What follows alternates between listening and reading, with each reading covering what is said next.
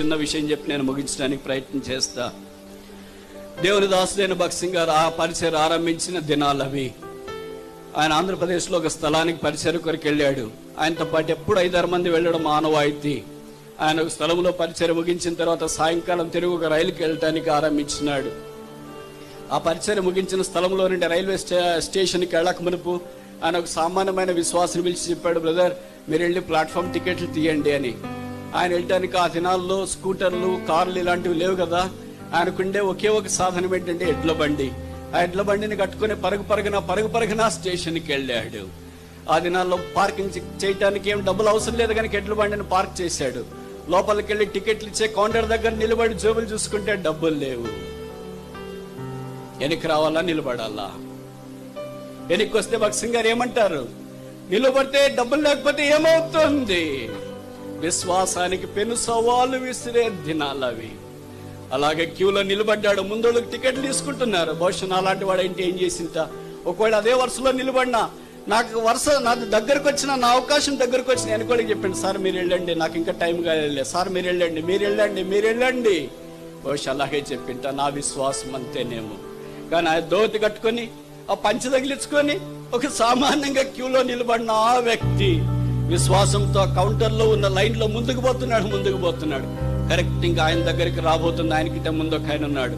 అంతలోకి ఒక ఆయన సూట్ వేసుకొని ఎగ్జిక్యూటివ్ బ్యాగ్ ఒకటి పట్టుకొని నేరుగా ఆయన దగ్గరికి వచ్చినాడు. ఆ క్యూలో నిలబడిన వాళ్ళు అడిగినారు, భగత్ సింగ్ గారికి టికెట్ తీసే వాళ్ళు ఎవరైనా ఉన్నారా? Is there anybody who is taking ticket for brother Bhagat Singh?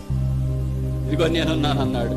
ఆయన చేతిలోనికి ఒక పెద్ద కవర్ పెట్టాడు. ఇది దేవుడు భగత్ సింగ్ గారికి ఇమ్మని చెప్పినాడు. టికెట్లు కొనుక్కోండి, మిగతా వెళ్ళి మీరు ఆయనకి ఇచ్చేయండి, నాకు టైం లేదు నేను మాట్లాడటానికి.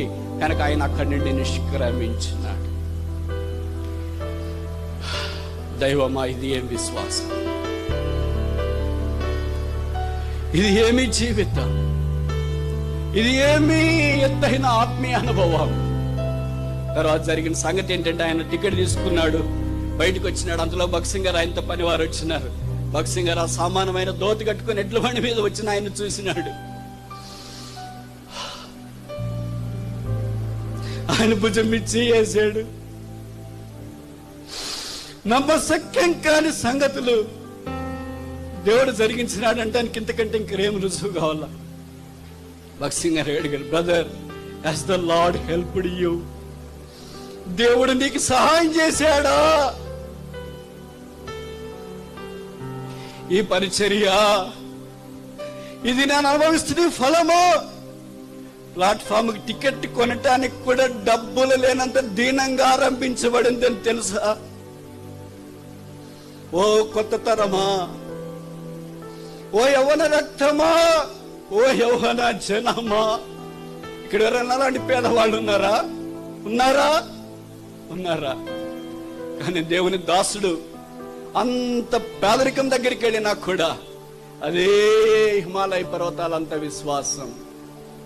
ఆ టికెట్కి అవసరమైన డబ్బులు కూడా నా దేవుడు ఇంటి దగ్గర కాదు, రైల్వే స్టేషన్ దగ్గర కాదు, క్యూలో మాత్రమే కాదు, టికెట్ కొనే దగ్గర కూడా పంపించగలడు.